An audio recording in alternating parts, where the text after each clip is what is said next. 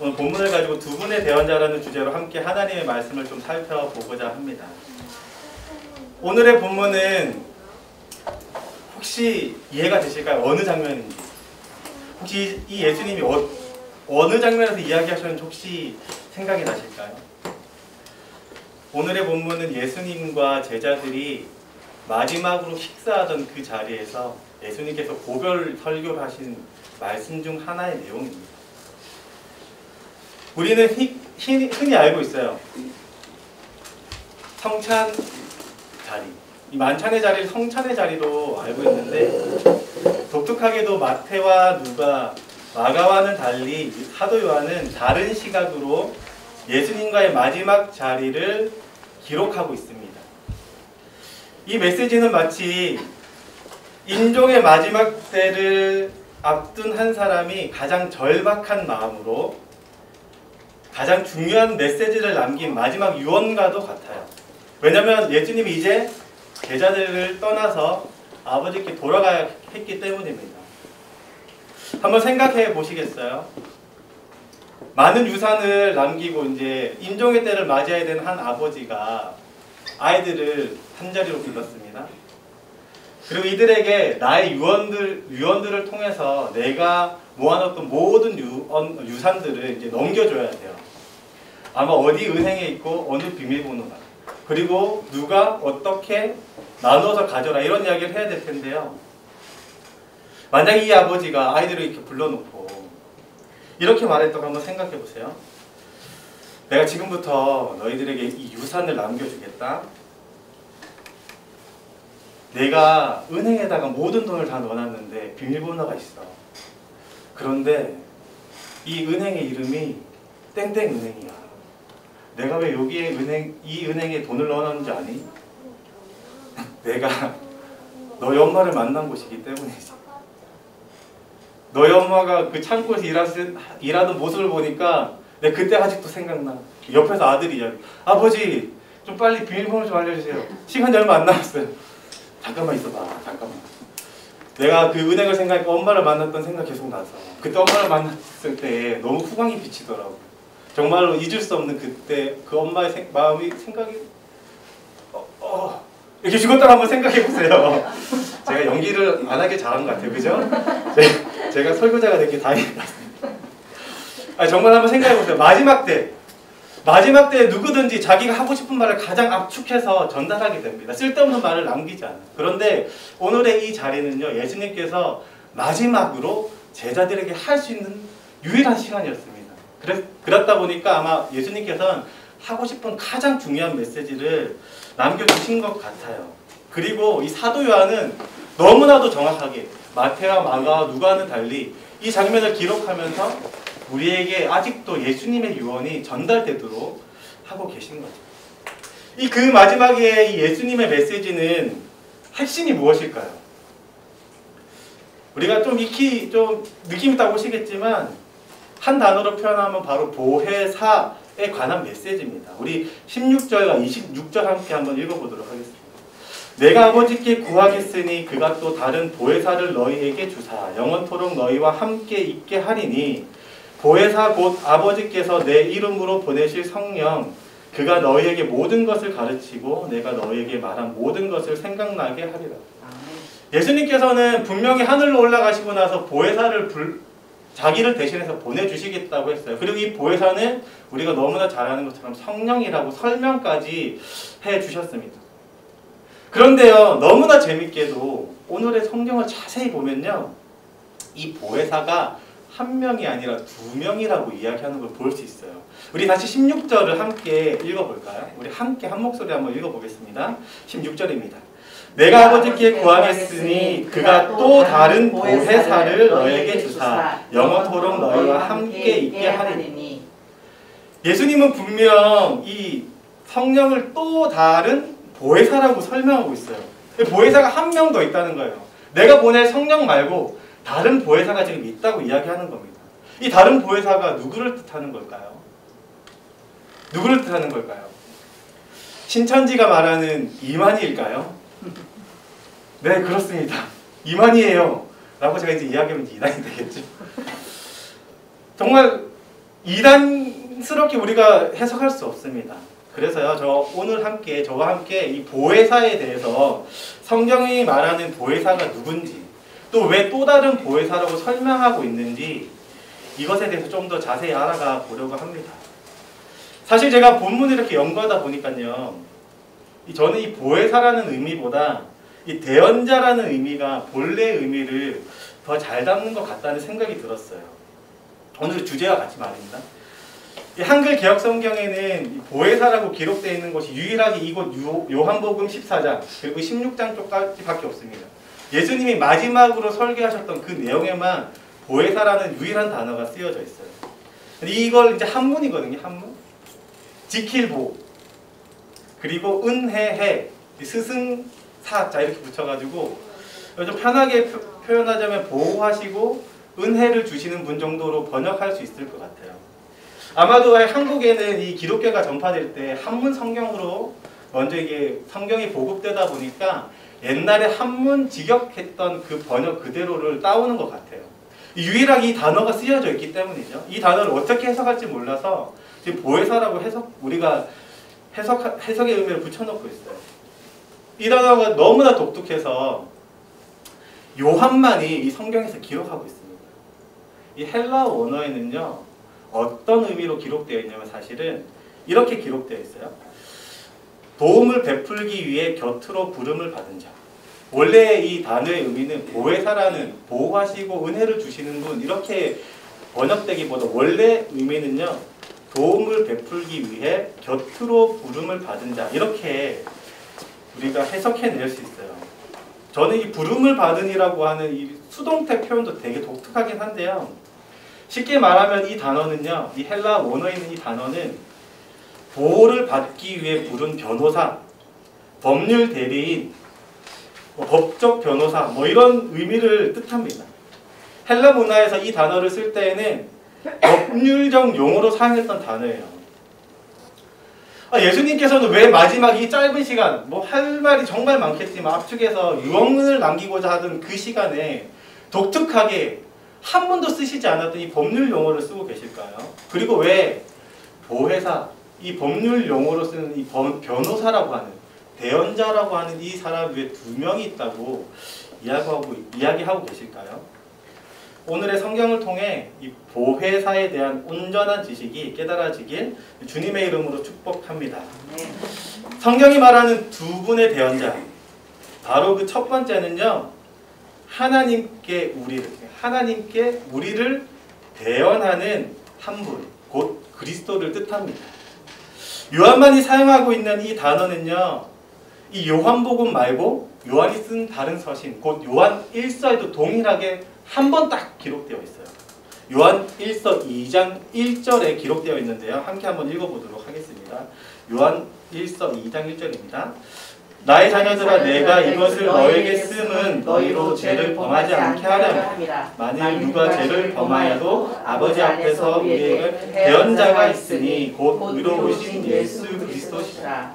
여기서 이 대언자라고 해석한 이 번역한 단어가 바로 이 동일하게 보혜사라고 번역한 단어와 동일한 단어예요. 유일하게 이 두 곳에서만 쓰여 있습니다. 성경은 정확히 첫 번째 대언자가 누구냐면 그리스도라고 이야기하고 있어요. 먼저 우리에게 보냄받은 분이라고 표현하고 있습니다. 그리고 이 그리스도가 이 1절에서 이야기하는 것처럼 예수님께서 하나님 앞에서, 이 하나님 아버지 앞에서 우리 죄에 대해서 대언하신다고 선명하게 기록하고 있어요. 우리는요, 이 그리스도인이 되었어도 여전히 죄 가운데 살고 있습니다. 우리가 죄의 유혹에서 벗어나기가 힘든 것 같아요. 그죠? 죄의 경향성, 계속해서 죄를 짓게 하고자 하는 우리 안의 속사람들이 날마다 죄 가운데 빠지게 만들어요. 정말로 안타까운 일입니다. 그리스도인으로 살면서 가장 영광스러운 일들을 맞이했으면서도 하나님의 뜻대로 살지 않고 여전히 죄를 짓는 우리의 모습을 보게 돼요. 그런데 이 성경은요, 이러한 우리, 죄를 짓는 우리, 예수님을 믿기 전 우리를 위해서뿐만 아니라 여전히 예수님을 믿는 상태에서도 죄를 짓고 있는 우리를 대신해서 우리 죄에 대해서 하나님께 대언하고 있다고 말씀하고 있습니다. 승천하신 예수님, 우리가 지난 시간에 깨닫게 된 이 승천하신 예수님께서 하나님 바로 옆에서 계속해서 우리의 죄에 대해서 대언을 하고 있는 거예요. 아마 이 정도는 어느 정도 어렴풋이 이해하실 수 있을 것 같아요. 예수님이 끊임없이 우리 죄를 용서해달라고 할 수 있겠지라고 생각하실 수 있는데요. 저는 성경을 보다가 이런 생각이 한번 들었습니다. 그렇다면 하나님은 왜 예수님의 말을 계속 들어줘야 할까? 단순히 예수님이 하나님 오늘도 성현이가 이제 졌는데 좀 한번 용서해 주세요 라고 하는 이 용서의 말을 그냥 듣고 들어주시는 분일까? 제가 요즘에 우리 민준이를 보면요, 정말로 떼쓰는 민준이를 봐요. 막 뭐 해달라고 하면 제가 안 되라고 하는 순간 0.1초도 안 돼요. 우악 우는데 너무나도 신기하게 눈물이 같이 나와요. 0.1초 만에 연기자를 시켜야 될 것 같아요. 눈물이 바로바로 나옵니다. 이 아빠의 마음에서 떼쓰는 아들에게 뭘 해줘야 될 것 같아, 이런 마음이 들어요. 예수님이 이런 민준이와 같이 눈물로 지금 용서해달라고 아버지께 호소하고 있을까요? 민준이가 한 날은요, 자기 전에 막 우는 거예요. 낮에 먹던 사탕이 생각나나 봐요. 달콤한 사탕. 엄마한테 사탕 먹고 싶다고 말은 다 못하니까 사탕 막 계속 때를 쓰는 거예요. 먹고 싶다고. 제가 옆에서 이렇게 누워서 지켜봤거든요. 조금 있으면 잠잠해지겠지 했는데 그때가 멈추지가 않아요. 얘가 이제 때를 쏘고 얻는 걸 이제 자기가 터득했는지 줄 때까지 막 때를 쓰는 거예요. 도저히 안 되겠다 싶어가지고 제가 들쳐업고 밖으로 나갔어요. 냉장고 앞에 딱 섰어요. 민준아, 잘 울지 말고 아빠 말 잘 들어봐. 막 우는 거예요. 민준아, 사탕 먹고 싶어? 했더니 네! 하면서 눈물 딱 그치는 거예요. 내가 그래 사탕 먹고 싶지? 민준아, 그런데 사탕을 먹으면 이빨이 썩는다던데 이빨 썩지 않으려면 뭐 해야 되지? 양치질 해야 되지? 그러니까 다시 울먹거리기 시작하는 거, 이제 양치질 하기 싫으니까. 내가 사탕 먹고 양치질 할래? 아니면 사탕 먹지 않고 잘래? 타이머하고 딱 보고 있었거든요. 눈을 이렇게 막 이렇게 혼자 막 생각하더니 잘래 라고 이야기하더라고요. 제가 이야기하는 게 뭐냐면 감정의 호소보다 논리적 설득이 훨씬 우위에 있습니다. 사랑하는 성도 여러분, 예수님께서 우리 죄에 대해서 대언하실 때요, 눈물적인 감정적 호소를 하시는 게 아니에요. 하나님께서는 예수님의 그 감정적 호소에 응하시고 우리를 용서해 주시는 분이 아닙니다. 사람의 떼씀, 예수님의 그 떼씀에 반응하시는 분이 아니에요. 정말로 기준에 따라서 움직이시는 공의로우신 분입니다. 하나님이 예수님의 그 대언하심을 듣고 우리 죄를 용서하시는 건요, 우리의 떼씀, 예수님의 떼씀이 아니라 정확한 논리, 더 정확히 말하면 법적 논리예요. 법정에 가도 생각 한번 해보세요. 우리는 법률적 지식이 하나도 없습니다. 하지만 우리를 대신해서 법적 지식이 많은 변호사 한 분이 우리 앞에 서서 우리를 대신해서 막 대언을 하는데 이 사람이 판사 앞에 좀 무죄로 좀 시켜주세요, 감정적 호소하는 거 보셨습니까? 저 몇 번 가보긴 했어요. 가보긴 했는데 그렇게 절대 안 하더라고요. 진짜 논리적인 이유, 법률적인 이야기를 다 하면서 이 사람이 무죄가 되어야 될 이유를 논리적으로 막 설명합니다. 그리고 이 논리적인 설명을 잘하는 사람의 손을 들어주는 게 법적 심판대 앞에서의 이야기들이에요. 똑같습니다. 예수님도요, 우리의 죄를 위해서 용서를 구하실 때 이 하나님의 법적 기준을 계속해서 드러냅니다. 그리고 이 법적 기준을 통해서 우리의 무죄함을 끌어내죠. 요한일서 2장 2절입니다. 한번 같이 읽겠습니다. 그는 우리 죄를 위한 화목 제물이니 우리만 위할 뿐 아니요 온 세상의 죄를 위하심이라. 아멘. 예수님이 설득력 있는 법정 논거를 펼치시는 이 변호사와 같이 이렇게 우리를 대신해서 대언하고 계신 거예요. 잘 들어보세요. 하나님 아버지, 제가 사랑하는 성현이를 위해서 화목 제물이 되었습니다. 아버지가 말씀하신 대로 죄의 모든 유혹을 다 이겨내고 제가 승리했습니다. 그뿐만 아니라 죄가 없는 제가 이 성현이의 죄를 대신해서 십자가에 못 박혀 죽었습니다.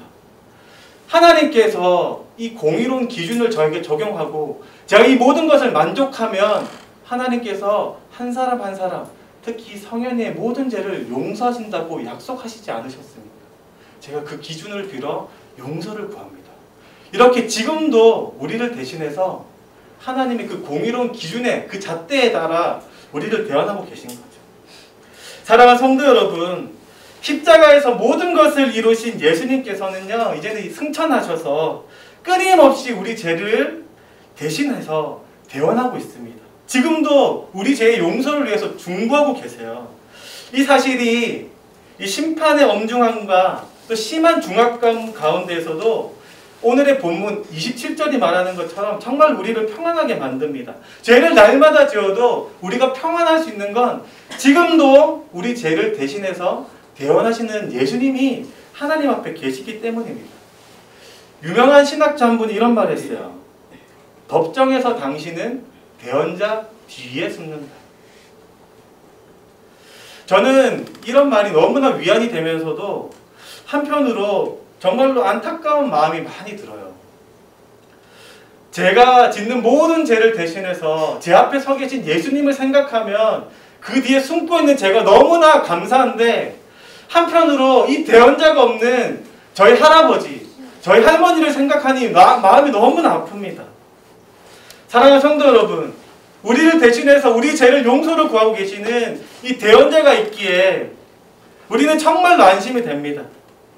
하지만 우리가 상대적으로 잃어버리는 것들이 있어요. 그것이 무엇이냐면 그분이 없는 사람들, 이 위대하신 대언자가 없는 사람들을 위한 우리의 눈물이 계속 메말라 간다는 겁니다. 우리끼리만 평안해지고 있어요. 우리끼리만 이 평안을 누리려고 합니다. 그뿐만 아니라 오늘도 짓는 이 죄에 대해서 또 용서해 주시겠지, 아니란 생각으로 계속 접근해요. 하지만 우리에게 있는 그 대언자가 없는 사람들이 있어요.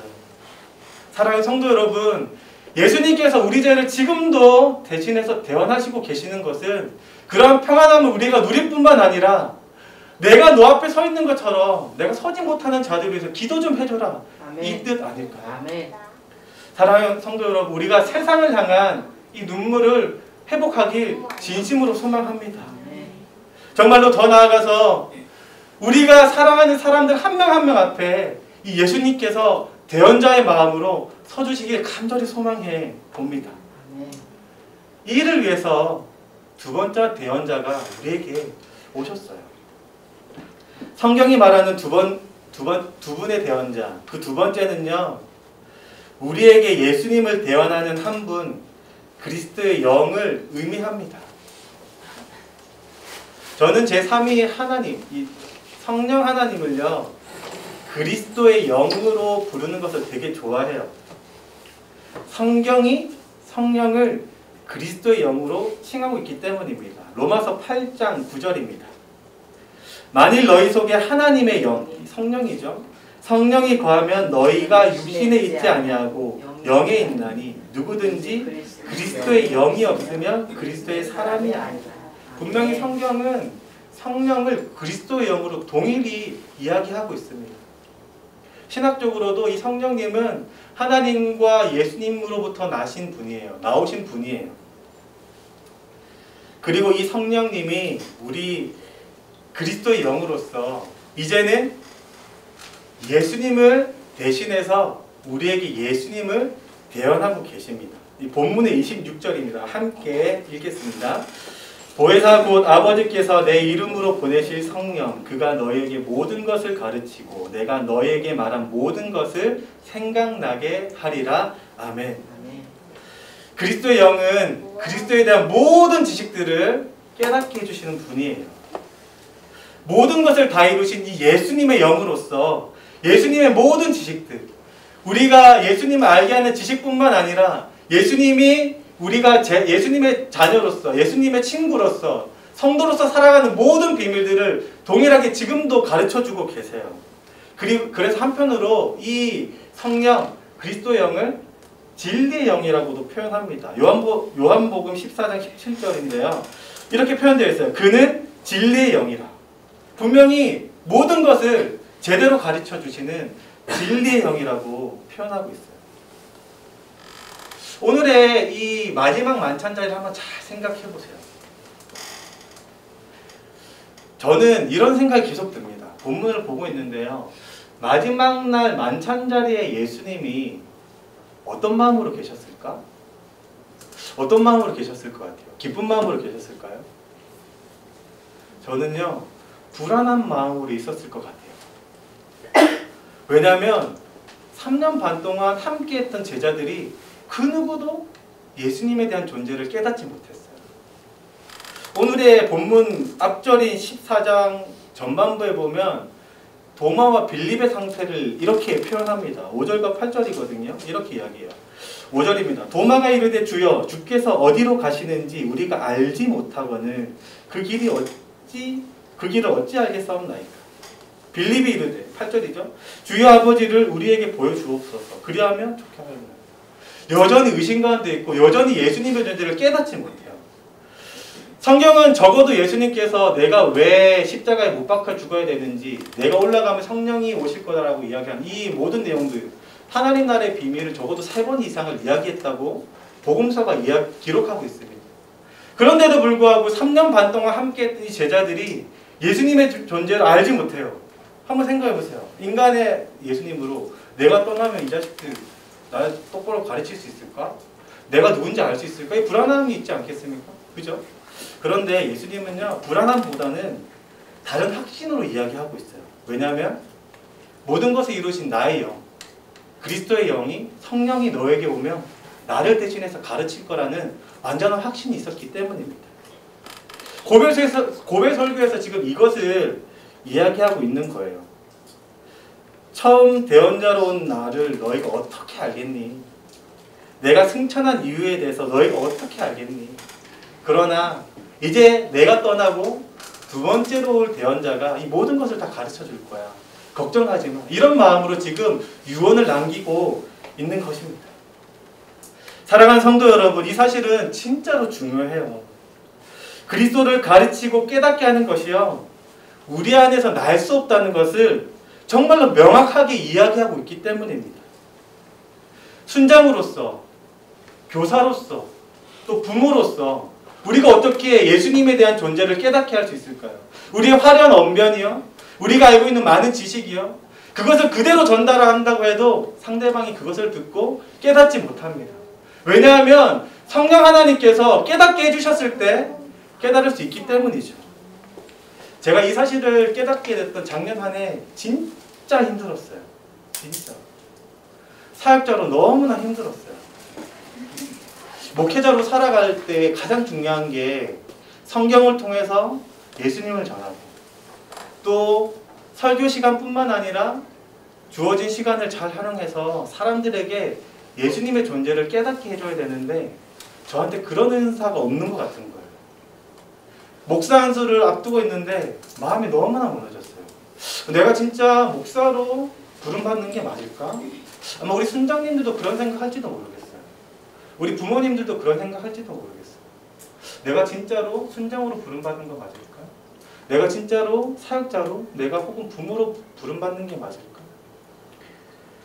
마음이 너무나 아팠어요. 설교를 하고 나면 내가 어린이부 안에서 설교를 제대로 했나? 이렇게 수요 설교를 하고 나면 내가 전하고 싶은 감동은 되게 많은데 전달하지 못하니까 마음이 너무나 아픈 거예요. 한날은 운전을 하고 주일날 돌아가는데 마음 가운데 그런 마음이 막 감동으로 올라오고, 너 진짜 내 영이 일하는 걸 진짜로 간구해 본 적 있니? 너 진짜 성령인 내가 우리 안에 일하는 걸 정말로 간구해 본 적 있니? 이런 마음이 이 마음 가운데 충만해지니까 정말로 눈물이 앞을 가려가지고 운전을 하지 못했어요. 그 진짜 울면서 기도하면서 정말로 성령 하나님께서 일하심을 내년 한 해 동안 정말로 맛보기 소망합니다. 그리고 제가 그거 맛보지 않으면 제가 그만두겠습니다. 그래서 제가 지금 아내에게도 그렇게 이야기하고 있어요. 내가 내년에도 이거 못 느끼면 나 이제 그만둬야 되겠다. 사랑하는 성도 여러분, 우리에게 맡겨진 직분들이 있습니다. 우리에게 맡겨진 위치들이 있어요.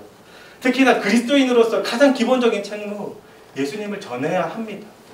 그런데 전할 때마다 전해지는지 의문이 품을 때가 있어요. 내가 제대로 전한 게 맞나? 상대방의 표정을 보면 내가 잘못 전한 것 같은데, 이런 마음이 들 때가 너무나 많아요. 하지만 오늘의 성경이 우리에게 위로를 주고 있습니다. 이 모든 것을 깨닫게 하시는 건 우리의 능력이 아니요 하나님의 능력입니다. 아멘이신가요? 우리가 모든 직분들을 감당하고 성도로서, 교사로서, 또 이 순장으로서 이 직분들을 감당하는 것은 하나님의 영이 일하실 때 가능한 일일 줄 믿습니다. 아멘이신가요? 저는 오늘 이 본문들을 계속 마주하면서 정말로 감사했어요. 하나님께. 한 사람의 구원, 이게 나에게서 나는 것이 아니구나. 우리가 익히 알고 있는 삼위의 하나님, 성부 하나님과 성자 예수님과 성령 하나님 세 분의 일하심이구나. 보혜사, 이 파라클레토스라는 이 헬라어가요, 보냄을 받은이라고 표현했죠. 부름을 받은, 수동태예요. 하나님께서 보내시지 않으면 성령님이 임재할 수 없습니다. 성령님이 가고 싶다고 해서 마음대로 갈 수 있는 게 아니에요. 아버지의 승인이 있을 때 선택한 자들에게 보냄을 받습니다. 예수님이 이 땅 가운데에서 모든 공생애를 그 죄의 유혹에서 이겨내고 십자가에서 죽으시는 그 당하신 순종까지 이뤄내지 못했다면 성령 보내실 수 없었어요. 뿐만 아니라 지금도 성령 하나님께서 우리에게 가르치시지 않는다면 이 모든 비밀을 우리가 깨달을 수 없습니다. 제가 이 사실을 알게 되니까 너무나 감사했어요. 또 이 감사함이 제가 사랑하는, 여전히 하나님이 없다고 말하고 그렇게 끊임없이 할머니 제발 좀 예수님 좀 믿으세요, 살아계신 분이에요 라고 이야기해도 깨닫지 못하는 이 할머니에게 나는 할 수 없어도 사랑하는 이분에게 하나님이 오시면, 성령 하나님이 오시면 가능하겠구나, 이 사실이 저를 정말로 평안하게 만듭니다. 끝으로 저는 츠빙글리, 개혁주의 신학자로 되게 유명하신 분인데요, 이분의 기도문으로 오늘의 설교문을 좀 마칠까 합니다. 이분이 이렇게 기도를 했어요.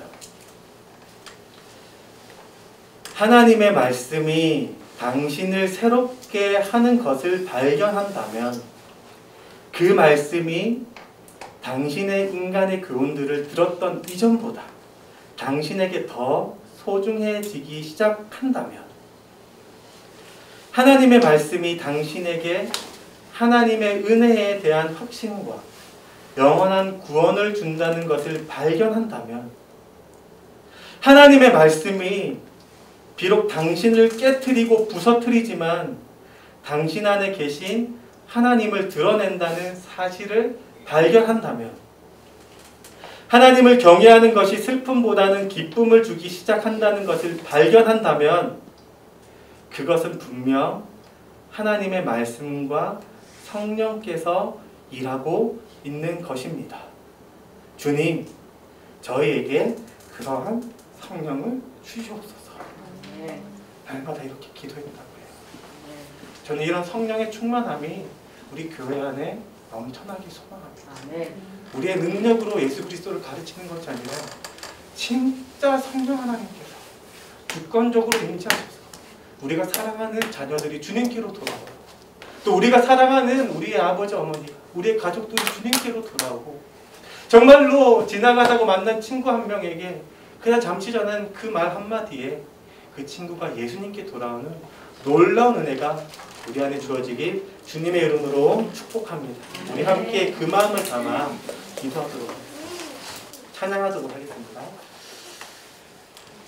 정말로 험한 시절들이 지나가요. 성경이 말하는 대로 우리 안에 어떠한 능력으로도 하나님의 존재를 깨달을 수 없습니다. 죄로 인해서 하나님을 깨닫는 이 양심이 무너졌고 하나님을 바라보는 우리의 시선이 무너졌기 때문입니다. 시력을 완전히 잃었어요.